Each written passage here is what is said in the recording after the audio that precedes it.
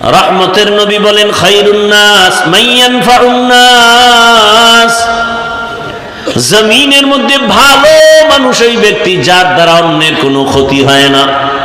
এটাই তো আসল তাকওয়া।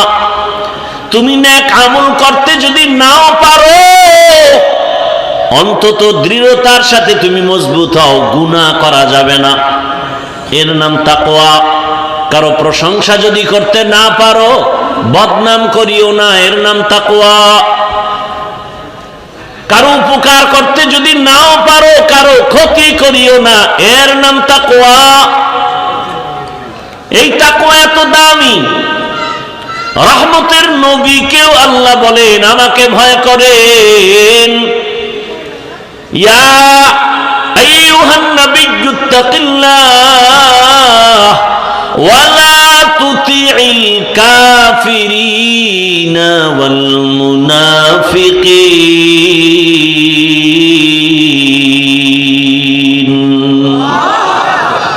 থেকে বেরোয় দেখি মোবাইল নিয়ে দাঁড়ানো, বিষয় কি একটা ছবি, কিন্তু ভিতরে আইলি না কেন? এত বড় বেহায়া বেলাজা। দুনিয়ার একজন মুফতি যদি আমাকে দেখাতে পারেন, একজন মুফতি যে কোরআনের বাগানে বসে এমনি একটা ছবি তুলবেন, এটা যদি হালাল বলতে পারে কেউ, আমি আজীবন তার জুতা টানবো। একটা মুফতি আমাকে দেখান। অনর্থক ছবি তোলা দুনিয়ার সব আলেমদের একমত, এমনি ছবি তুলে জিগেল, এমনি কবিরা গুনাহ, হারাম হারাম হারাম। তো কপাল খারাপ, বসছেন বেহেশতের বাগানে, করতেছেন মোবাইল নিয়ে গুনাহ। কে বুঝাবে আপনাকে? আপনি আবার উল্টা আমারে আটকানের ফিকিরে প্রশ্ন করেন, মিডিয়া লাগো কি উপায়? আপনি কি মনে করছেন আমি বলদ? আপনি প্রশ্ন করবেন আর আমি জবাব দিতে পারবো না? আপনার চেয়ে কম চালাক আমি? আল্লাহ হেদায়াত দান করুন। এই প্যান্ডেলের দাম কত? রহমতের নবী বলেন, বসার সাথে সাথে সবার গুনাহ মাফ। আরশে আজিমের মধ্যে এরকম এক মজলিস আল্লাহ ফেরেশতাকে নিয়ে মিলায় রাখছেন, আর ঘোষণা দিয়ে দিয়েছেন, এই প্যান্ডেলে যারা আছে সবার গুনাহ মাফ করে দিলাম। এই প্যান্ডেলটার দাম কত জানেন? পৃথিবীতে থার্ড ক্লাসের বিছানায় বসছেন, এর থেকে থার্ড ক্লাসের বিছানা হতে পারে?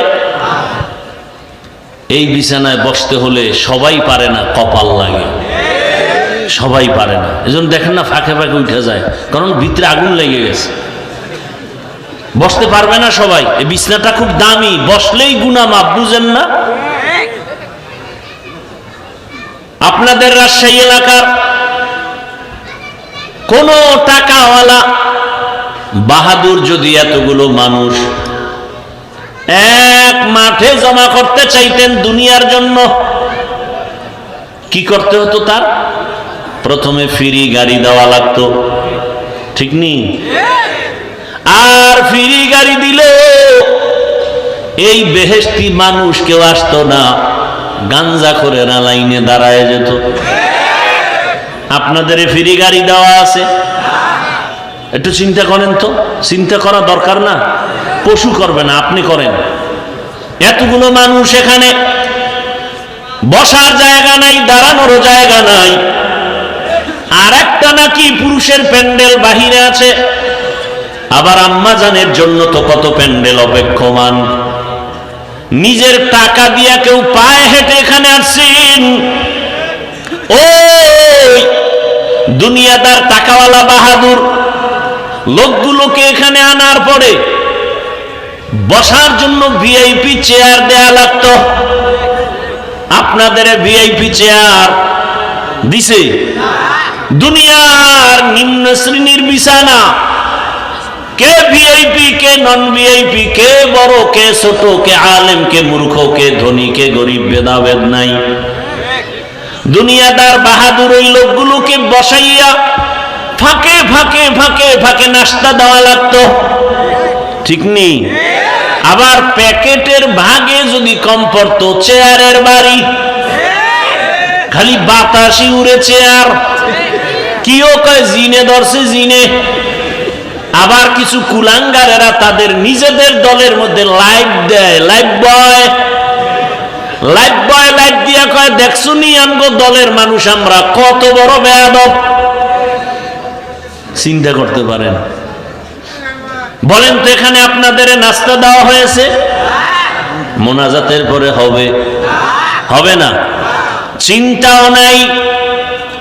দুনিয়াদার বাহাদুর সাহেব এতগুলো মানুষ এক জায়গায় জমা করার পর নিয়ন্ত্রণের জন্য কত পুলিশ, কত র্যাব, কত আর্মি, সর্বশেষ ভয় না কাটলে কুত্তা এনে হাজির করে ফেলতো। কারণ মানুষের উপরে বিশ্বাস নাই, বেঈমানি করে। কিন্তু একটা কুকুর কোনোদিন মালিকের সাথে বেঈমানি করে না। এবার একটু চিন্তা করেন তো, এই প্যান্ডেলটাকে নিয়ন্ত্রণ সবাই বসা, কে বুড়া, কে গুড়া, কে ধনী, কে গরিব, কে বড় ছোট, সব একাকার, চুপচাপ, কোনো আওয়াজ নাই। নিয়ন্ত্রণের জন্য কত টিম পুলিশ আছে? একেবারে যে যেখানে দাঁড়ানো চুপচাপ, এই মুহূর্তে কেউ টেলিফোন করলে কেটে দিবে। কি না মজা করে কথা বলবে? আবার যদি দেয় আবার কাটবে। 4-5 বারের পরেও যদি দেয়, এবার ধৈর্য মাথা নত করে বলবে, এই মিয়া 4 বার কাইটে দিলাম, আবার তুমি ফোন দাও, বুঝো না ব্যস্ত আছি। আর যদি টেলিফোনটা ঘরের ম্যাডাম থেকে আসে, আজকে রাত্রি উপায় নেই। এখান থেকে শিক্ষার কিছু আছে? কি আছে? এতগুলো মানুষ টাকা নিজেরটা দিয়া, কেউ মাদ্রাসায় দান করছে, না খাইয়া পেটের ক্ষুধা লইয়া চুপচাপ ঠান্ডার ভেতরে, একেবারে নিম্ন শ্রেণীর, পৃথিবীতে থেকে নরমাল বিছানা হতে পারে না, চুপচাপ বসা, চুপ, সভ্য শান্ত পরিবেশ, কোন নিয়ন্ত্রণের জন্য কেউ নাই। এটা কেমনে সম্ভব? মুসলমান ভালো করে লিখে রাখো, ইসলাম মানলেই এটা সম্ভব।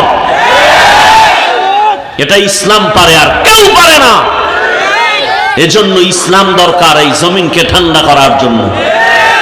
দুনিয়ার কেউ জমিনকে ঠান্ডা করতে পারবে না একমাত্র ইসলাম ছাড়া। আল্লাহ হেদায়েত দান করুন।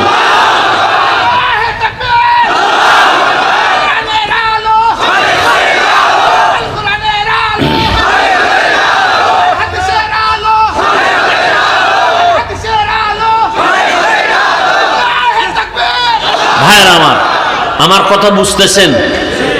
ইসলাম চিনি না, আলোচনা নাই। আমরা মনে করি ইসলামে এটা আছে সেটা নাই। ইসলামে নাই বলতে কিছু নাই। হ্যাঁ, অন্যায় নাই, মিথ্যা নাই, জুলুম নাই, অত্যাচার নাই, দুর্নীতি নাই। ইসলাম আল্লাহর দেওয়া কোরআন পারফেক্ট, পাওয়ারফুল, কোন দিকের দুর্বলতা নাই। অর্থনীতি ইসলামের এত সুন্দর, আল্লাহর জাতের কসম, দুনিয়াতে যত নীতি আছে সব থেকে দামি এবং পারফেক্ট পাওয়ারফুল নীতির নাম ইসলামের নীতি। আমরা বুঝি না, আলোচনা করি না। আমাদেরকে বিভিন্নভাবে বলে কোরআন হাদিসের বাইরে কথা বলবেন না। আরে বাবা, কোরআন হাদিসের ভেতর দিয়া কথা বললেই তো সুদখোরের বিরুদ্ধে বলতে হবে। আপনাদের ঈমান কি বলে? কোরআন হাদিস কি সুদখোরের পক্ষে, বেনামাজির পক্ষে, ঘুষখোরের পক্ষে, বেপরদাওয়ালার পক্ষে, জালেমের পক্ষে, খুনি ধর্ষকের পক্ষে? এটা তো সহজ কথা। কোরআন খুলেন, আয়াত পড়েন। গতকাল বলে আসছিলাম, ওলামায়ে কেরাম আপনারা মসজিদে বয়ান করেন, কোরআন হাতে নিয়ে আয়াত বলে বলে তরজমা করেন, আর বলেন কোরআনে সুদের ব্যাপারেই বয়ান, ঘুষের ব্যাপারেই বয়ান, বেনামাজির ব্যাপারে কোরআনের এই বয়ান। এইবার যদি কেউ বলে হুজুর বাদ দেন, তাহলে আমরাও বলবো তুমি ইসলাম থেকে বাদ। ইসলাম থেকে আমরা কাউকে আক্রমণ করি না। মুসলমান ইমানদার সব আমার ভাই ভাই। আমাদের ইসলাম বলে, কত সুন্দর ইসলাম বলে, দুজন যদি একসাথে মোলাকাত হয়, কি দাও? কি? সালাম মানে কি? শান্তি। আসসালামু আলাইকুম, তোমার উপরে শান্তি বর্ষিত হোক। সেও কি বলে? ওয়ালাইকুম আসসালাম, তোমার উপরেও শান্তি বর্ষণ হোক। কত সুন্দর সিস্টেম। ইসলাম বলে, ও বড়রা ছোটদেরকে মায়ার নজরে দেখো, ছোটরা বড়দেরকে সম্মানের নজরে দেখো। আল্লাহর জাতের কসম, দুনিয়ার সব বড়রা ছোটদেরকে যদি মায়ার নজরে রসুলের হাদিস অনুযায়ী দেখতো, কোনোদিন কোনো বড়রা ছোটদের উপরে অন্যায় করত না। সব ছোটরা বড়দেরকে যদি সম্মানের নজরে দেখতো, কোনোদিন কোনো ছোটরা বড়দের সাথে বেয়াদবি করত না। এটা ইসলাম পারে, আর কেউ পারে না। ইসলাম কি পারে? আমার মতো আপনারা, আমি তো বক্তার লাইনে না, মানুষের লাইনে না, সম্মানের লাইনে না, এরপরেও আপনারা তো মনে করেন বড় বক্তা। কিন্তু আমিও তো অপেক্ষায় থাকি, আমার মুরব্বীদের জুতাটা হাতে নিতে পারলে বরকত মনে করি, তার দোয়া পাবো, এইটাই আমার জীবনের বড় বরকত। এরে আল্লাহর বান্দারা, এটা ইসলাম পারে, আর কেউ পারে না। এরে নবীর আশিক, ইসলাম বলে, ও ধনীরা, কর্মচারী কাজ করে, ঘাম ঝরার আগে বেতন দিয়া দাও। আল্লাহর কসম, এই নীতিতে যদি সব মালিকেরা কর্মচারীর বেতনটা ঘাম ঝরার আগে দিত, কোন কর্মচারী কাজের মধ্যে 1 মিনিট ফাঁকি দিত না। আর বেতন পায় না দেখেই তো কাজের নামে বয়ে বয়ে মোবাইল চালায়। কথা ঠিক নেই? মোবাইল কিনা সময় নষ্ট করে, কাজ নাই, আম্মা জান মোবাইল চালায়। ওদিক দিয়া ভাত চাল রাঁধতে গিয়া ভাত হবে দূরের কথা, পুরিয়া ছাই হয়ে গেছে। মোবাইল মোবাইল, বলার ভাষা নাই, বুঝার মানুষ নাই। ও আমার যুবক, অনুরোধ করে বলি রে বাবা, আল্লাহ ওয়ালাদের সোহবত নাও। বাংলাতে একটা প্রবাদ সবাই জানেন, সৎসঙ্গে অসৎসঙ্গে। আপনারা দেখছেননি বাসে লেখা ধূমপান নিষেধ? দেখছেন? এটার মানে কি? ধূমপান করা যাবে? আচ্ছা, এটা লেখার পরে বাসে কেউ ধূমপান করে না? ড্রাইভার করে, হেল্পার করে, কন্ট্রাক্টর করে, টাকা না থাকলে ধার করে টানে। আমি হুজুর যদি বাধা দেই, ধোঁয়াগুলো সব আমার দিকে মারে, আর বলে আমার বাবার টাকায় পায়খানা টানি, তোমার সমস্যাটা কোথায়? দুনিয়াতে যদি কোনো ফাও আকাম থাকে, এটা হলো বিড়ি টানা। অনেক আকাম আছে, এটার লাভ আছে। যেমন মদ পান করাও একটা আকাম না কাম? এই আকামে লাভ আছে না নাই? আছে, আল্লাহ কয় আছে। আপনি আবার কি বুঝেন? মদ পান করলেও সাময়িক কিছু কি আছে ভাই? আরে কথা বলেন, লাভ আছে। কি শরীরের মধ্যে শক্তি, এনার্জি। লঙ্গি আউলা জাউলা করে বউরে মা কয়ে ডাক দেয়, আছে না নাই? আপনাদের এদিকে কেউ আবার জিকির টিকির করেনি মদ পান করে? কিন্তু বিড়ি টানলে কি লাভ আমাকে বলেন তো? চেহারা সুন্দর হয়, ঠোঁটগুলো গোলাপের পাপড়ির মতো লাল হয়। কি হয়? কি হয়? ওদের ঠোঁটগুলো যত কালো, এর থেকে ওদের কলিজা আরো বেশি কালো। এরপরও কি বিড়ি টানা ছাড়বেনি? কুকুরকে যদি হাজি বিরিয়ানি আইনে খাওয়ান, এরপর বলবে আমার আসল জায়গায় যেতেই হবে। ওখানে পায়খানা না খাইলে আমার কলিজা ঠান্ডা হবে না। ওই যে মনে আসেনি, আবু জাহালওয়ালা চরিত্রের মানুষ, ওয়াজে আসছে বিড়ি টানতে টানতে, মোনাজাতের পরেও বিড়ি। আছে না নাই? কি ভাই তুমি মোনাজাত দিয়া বিড়ি, আল্লাহর কাছে কি মোনাজাতে বিড়ি চাইছো? খারাপ কি?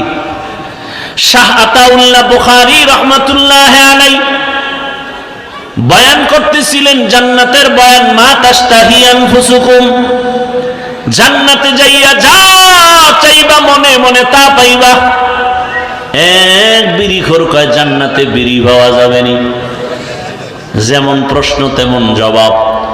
শাহ আতাউল্লাহ বুখারী রহমাতুল্লাহ আলাইহি বলেন, জান্নাতে গিয়ে যদি বিড়ি পাইয়াও যাও, আগুনের জন্য তো জাহান্নামে যেতে হবে। ধরাবি কি দিয়া? আর জাহান্নামে গেলে টের পাবি কত ধানে কত চাল। ভাইরা আমার, ভালো করে বুঝো, বাস বাসে লেখা ধূমপান নিষেধ, এরপরও কেউ থামে না। মসজিদে লেখা নাই ধূমপান নিষেধ, আছে নাকি? কিন্তু এরপরও কেউ ধূমপান করে না, করলেও বাইরে ফেলে দেয়, টুপি খুঁজে টুপি। কারণটা কি রে বাবা? একমাত্র জবাব, সৎসঙ্গে স্বর্গবাস, অসৎসঙ্গে সর্বনাশ। বাসের পরিবেশ আর মসজিদের পরিবেশ দুটোটা আলাদা।